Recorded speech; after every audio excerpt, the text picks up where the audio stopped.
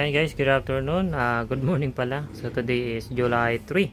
So mayroon tayo ditong repair. Ayan, madumi to guys. Ayan, sobrang dumi. Ayan, so ito siya. So wala siyang video card.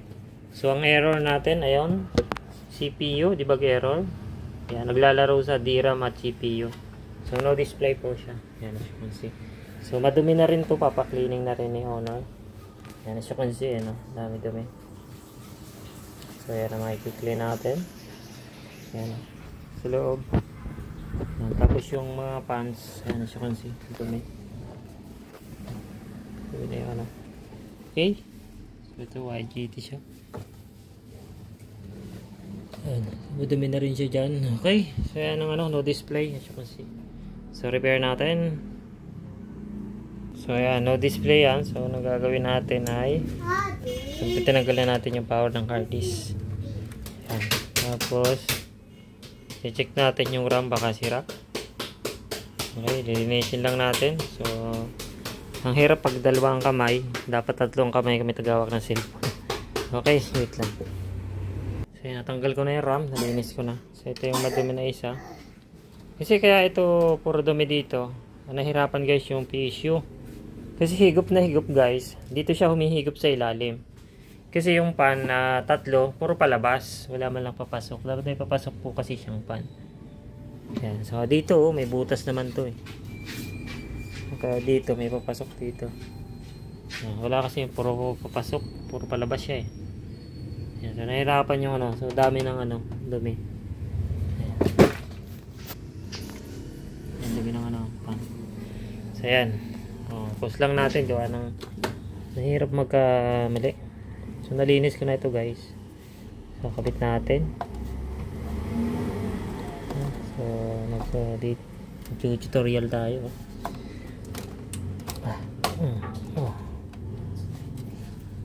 Masok ba? Yan. So tutorial natin mamaya nag-short circuit, power on. Yan. So, reading. Nasa DRAM. Pag nawala sa DRAM yung error. Yan. Nasa DRAM siya eh. Okay. Bilisan mo. Mag-display ka na. Tako'y ngalay na sa cellphone. Pag hindi nag-display, sira yung memory. Ayaw. Dahil MSI ito guys. Yan, so wala display. So DRAM error. So okay. So niremove natin yung battery guys. Ang hirap mag tester. So ayan, testerin natin. So ayan ang reading. So wala nang laman. So ang MSI guys, pag dito yung battery kailangan palitan. So palitan natin yan. Walang tayo. Okay, pinalitan ko na ng RAM. Same error pa din. So, may bagong tayo ditong RAM. RAM bang.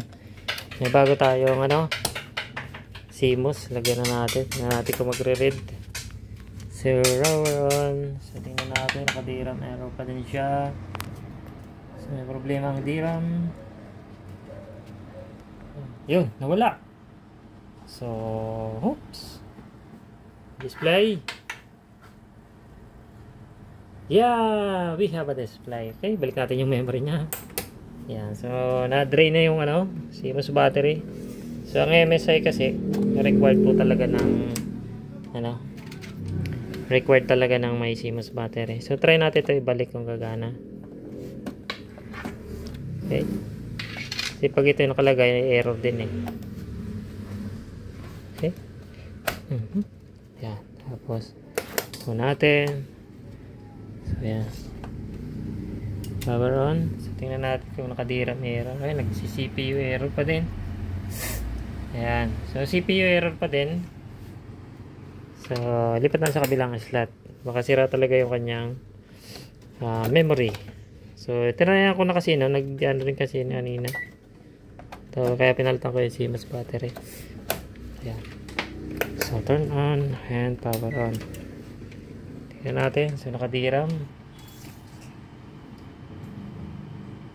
So parang may tama yung si ano. Ayaw niya guys. Oh no. So makasira yung ano niya. Power up. So konting linis pa. So ayan guys, talagang sira yung memory niya. So napalitan ko na siya guys. Sira talaga. Napalitan ko na. Eh na-try na natin. Okay. Video mga kabib. So ayan, nakabit na natin. Pag yung memory kasi na yan, okay siya. So ayan o. So, may reading ng ano niya. Ayan o. Pa-stable. Diba? Ayun, nawala. Nagwala yung ilaw, tapos nag-boot siya. Yan.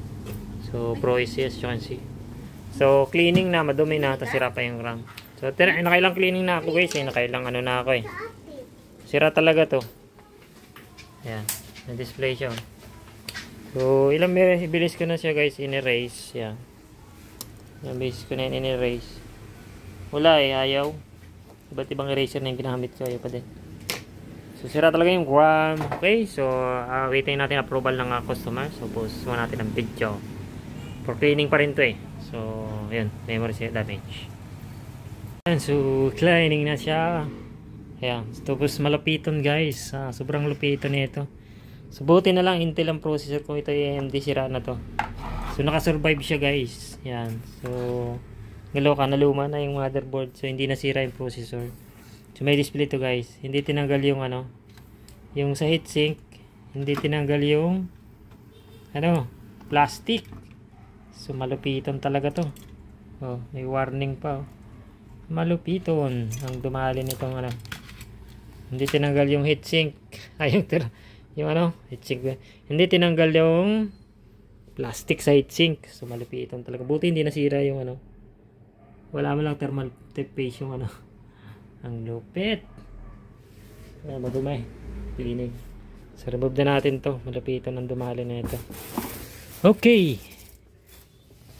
So yan. Update yung lighter. Fully cleaning guys. May vacuum. May compressor. Okay. So yan ang cleaning natin. Libre na yung thermal paste. Okay, take a lecture.